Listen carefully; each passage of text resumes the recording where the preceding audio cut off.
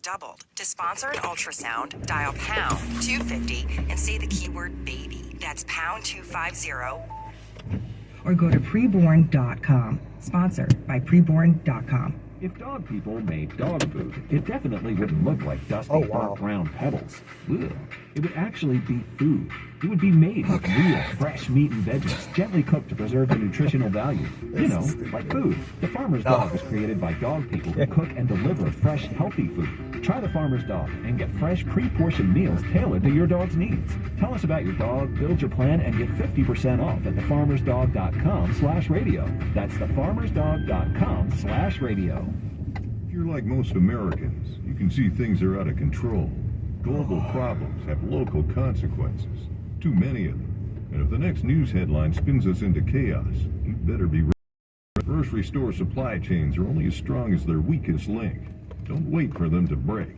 Today is the day to secure emergency food for everyone in your family. My Patriot Supply is America's largest preparedness company. Our specially packaged and delicious food stays fresh for up to 25 years in storage. It'll be there when you need it. Go to mypatriotsupply.com and pick up several.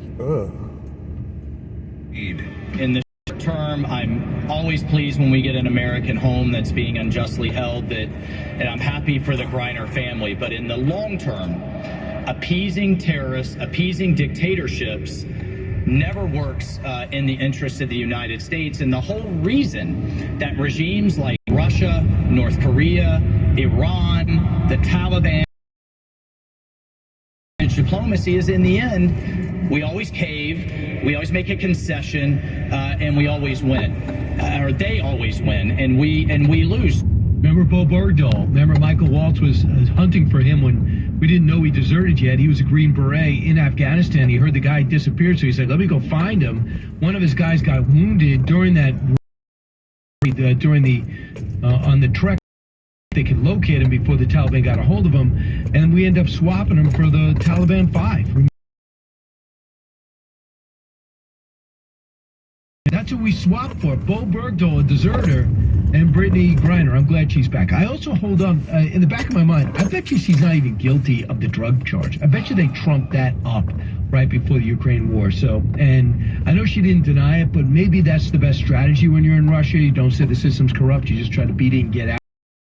About that. Let's go out to Alex and listen on WABC. Hey, Alex, you're in Brooklyn.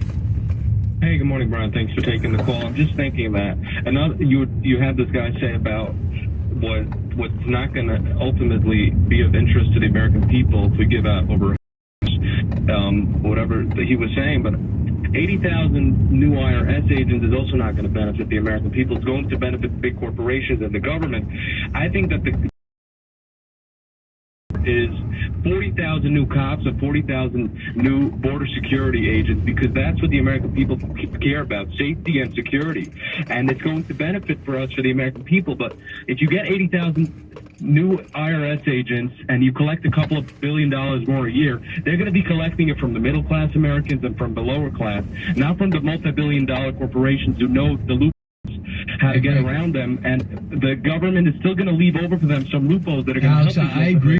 I mean, they're already on us saying, hey, Venmo, if you have more than $600 in Venmo transactions, we're going to tax you on it. Excuse me? I didn't know that. 1099, if I'm going back and forth with Alex in Brooklyn for $600, now I'm paying taxes on $600. I got to send a 1099 for you. So we're not sure if the IRS even knows what they're doing, but what are you doing with 87,000 more agents?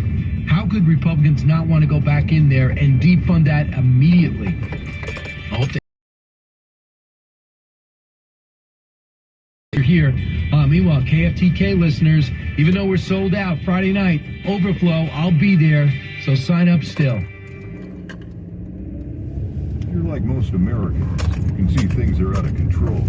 Global problems have local consequences.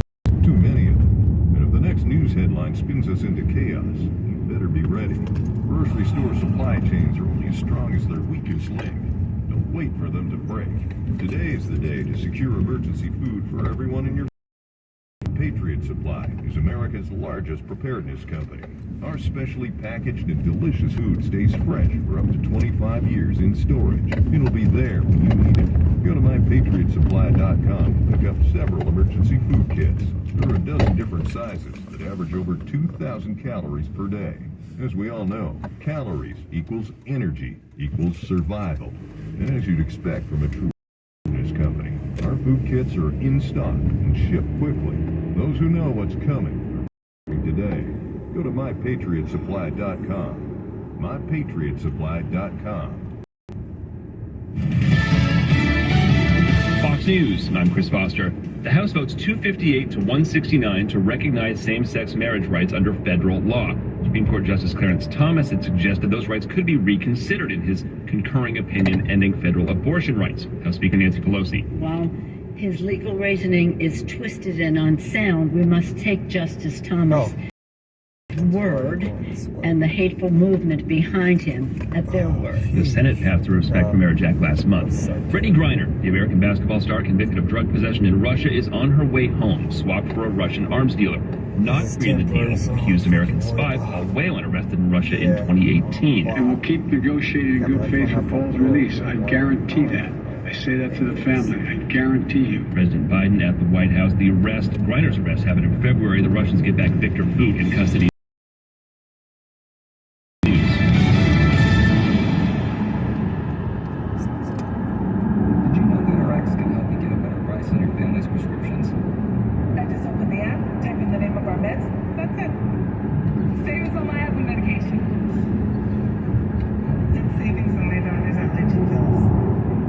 Savings for the whole family.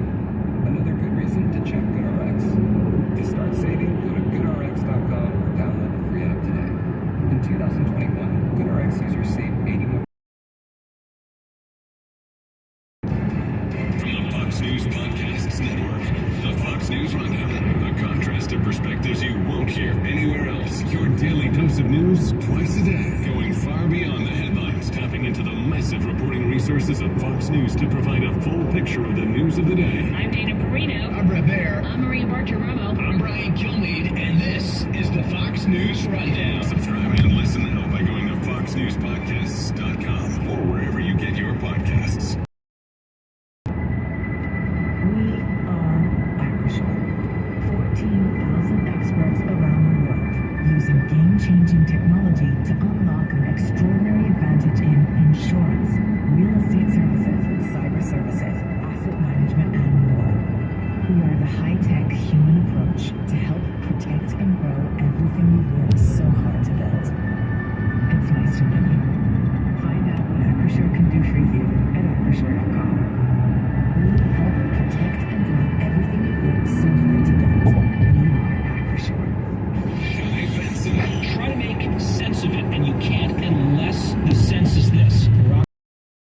He wants the Democrats to have control and more power, and they will put anyone into positions of power if it means that they get their agenda through. That's it. It is not more complicated. There's no country over party. It's party over everything. And if that means being absolutely hypocritical on some issues, so be it. Weekdays at 3 p.m. East, noon West. Listen live or get the podcast now at GuyBensonShow.com.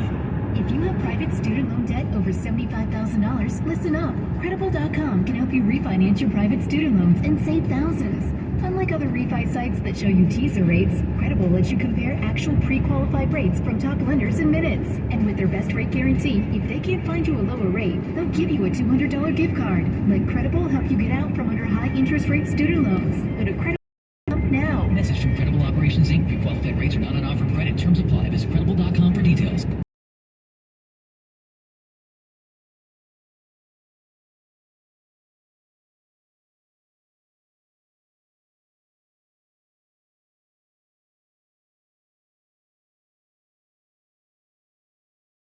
Possible treasure. After realizing how much the ring, posted a video on his social media and called all the local jewelry stores looking for people who may have lost a ring. 2 weeks later, he got a call from an unknown number. It turned out to be a couple from nearby Jacksonville. They did a FaceTime call and the wife was in tears, so grateful that someone had found the ring. Joseph met up with them and how happily returned it. Joseph says this past year he's been able to return other valuable items from the beach to their owners. He says, karma's good. Every time I return an item, I find something better. So I'm happy I could. You made today's Dean's List. Janice Dean, Fox News.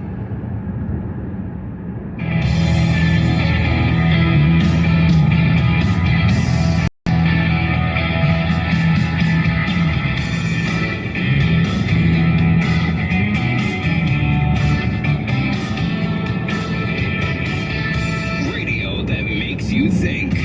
This is the Brian Kilmeade Show. We never forgot about Brittany. We've not forgotten about Paul Whelan, who's been on for years. This was not a choice of which American to bring home. We brought home Trevor Reed when we had a chance earlier this year. Sadly, for totally illegitimate reasons, Russia is treating Paul's case differently than Brittany's. And while we have not yet succeeded in securing Paul's release, we are not giving up. Welcome back, everybody. That is the announcement that came at 8:30 Eastern this morning that Brittany is now free, sent to the UAE, and it looks like Victor Boot, one of the most notorious arms dealers ever, who was in an unbelievable spine-tingling sting that they set up to get this notorious arms dealer into jail and sentenced to 25 years. Ben Domenech, Fox News contributor, editor-at-large for the Spectator World. Just now, Ben, your reaction to the swap? Well, first off, I think that we all can be glad that Brittany Griner is we do not want her to be such an example, a frankly embarrassing example of the Russian treatment of an American. Regardless of her political views or anything else, I think that it's shameful that this process played out the way that it did and that it took as long to extract her. However, I think that we also can say the fact that we've had to release this horrid individual really an embarrassment for the Biden administration. It's the fact is that it should never. And I think that if you had a tougher posture from the beginning, that it would not have been necessary to engage in a prisoner swap of someone of such notoriety for villainy. And I think that one of the things that we can see again in this is that the Biden administration just does not with our adversaries. They do not establish a period of in any respect. Instead, what we see is that they they telegraph weakness from the beginning, as opposed to telegraphing strength, or in the case of former President Trump, occasionally telegraphing potential chaos, which I certainly achieved a lot of anger from the media in his time, but also you had the level of success that he had within the world of foreign policy. And one of the things that we know to this point is that in his record, when it comes to foreign policy engagement, both with our allies and our adversaries, he very consistently takes this tack that has more to do with, I think, his perspective as the former Senate Foreign Relations Chair than it does as a Commander-in-Chief trying to represent the strongest posture for America in the world. And to make clear that when you mess with any American, you're messing with the full power of the United States, our military, our flag, and everything that we stand for. Yeah, so we'll move past that, and we'll see if we get Paul Whelan out of there. The Marine deserves better fate, but must feel really hopeless today because we played our best card. We gave our ace to get a basketball player back. And by the way, there's in the back of my mind, and I've said this before, I don't even know if it's hers. Who knows if she was set up or not in Russia? So I'm going to wait for her to come back and admit it, because you don't know. It doesn't really behoove you to say, I've been framed. That makes things worse, perhaps. So I'll leave that. I'm very. I want to hear her story when she comes back. So Ben, having said that, I just have a huge problem with getting Victor Boot out. If you want to go online and watch 60 Minutes, the feature that took this guy down, what we want to, how he was arming these drug cartels, how he was arming terrorist groups, how he was arming countries to fight each other instead of with knives but with guns. And the shoulder rocket fired missiles is unbelievable. But let's move on and talk about where the Republican wants to run it. She thinks she should run the RNC. Listen to her pitch, cut 23. Lee Zeldin feels that way. It probably ran into a brick wall of members who have been made a lot of promises by our current chair.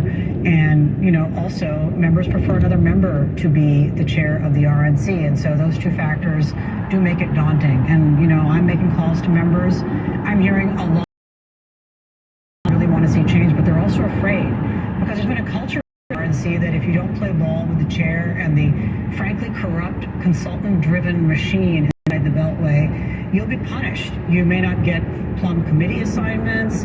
Your state may not get transfers to their building fund. You may not get help with your congressional races, on and on. And like this culture of retribution and sort of transactional relationships is not what the RNC is supposed to be about. So you're would Harmeet Dillon be somebody to bring a fresh look? Do you think that Ron McDaniel is not the problem? Leadership's fine. What do you think? Well, I think there's on here. First off, one of the difficulties here is that the blame for this election is not necessarily something that you can lay at the feet of any one faction or individual. There were failures, I think, in all cases. I mean, the way that you can kind of look just at the state of Georgia is to say that, in the last election, you had, Kelly Loeffler, someone who, Mitch McConnell wanted to be in running a campaign according mostly to what the McConnell team wanted her to do in terms of the runoff, and she failed. And then you have this time around Herschel Walker, in the position, being someone who the Trump team really wanted, Donald Trump himself really convinced to get in there and to run, and then ran it according to those principles, and that was also a failure. So it's not like you can just kind of point to one faction as being, oh, this problem is all them. And I don't think that you can say that of McDaniel either. I don't think that, you could say that's the reason that you don't have 10 more House seats or something like that. But she is one of the few people who you could potentially replace. And she has a very lengthy tenure for an RNC chair without having the kind of smashing success that you would like to see. So I certainly think that Harmeet's critiques are something to value. You're going to have, a potential, I think, for these members to maybe be convinced by it. But this is also a situation where I think changing the role from McDaniel to somebody else is not going to change the fundamental problems that this party is facing overnight. It's not like that's a quick fix. Well, I think that the biggest problem that they have, quite frankly, Brian, is that they failed with independence. And I think that really is an indictment of a failure to deliver on the possibility of all of the potential problems that America is currently facing with an agenda that people were convinced would be problems. You can point at something like inflation all day long. You can point at the economy. You can point at the way that crime and our border policies are damaging the country all day long. But if Americans are that you have a clear plan in place that you will start putting into action when you take over that will solve all these problems, then they're going to be more willing, I think, to listen to the exhortation from the Democrats, as baseless as I believe it is, that Republicans represent some kind of threat to democracy, that they are unwilling to accept the outcome of elections. By the way, overwhelmingly, the Republicans, accepted the outcome of the elections this time around. This is not something that I think is in any way a real representation of what was going on there. But I do think that what happened is that as Democrats were able to find Republicans according to their wishes, backed by the Democrat media complex, those independent voters were turned off to them, and they didn't get convinced that they would do enough difference to actually change the direction of the country they believe is headed the wrong way. That's a more fundamental issue than you can get at just by changing who gets the RNC. True. About Twitter if we can. Now we know that Elon Musk ran into Jim Baker, the Mr. Everyman, in terms of corruption, from the FBI to the Durham report to what's going on with what went on with the Russian investigation, emails. Then he goes to Twitter. I wonder what he was up to, covering his tracks when it became clear that Elon Musk was going to buy it and expose his place. And you just wonder what he's capable of. There's things he physically and with the cyber world. Well, listen to what Byron York said about this and where this investigation is heading. See if Ben Dominich thinks it's going the same place. Cut 12. What's amazing about this is the quickness with which this Hunter Biden story, the Hunter Biden Twitter story, is becoming an FBI story. And it's not just in the disclosures that are coming from Elon Musk in a completely separate case. A man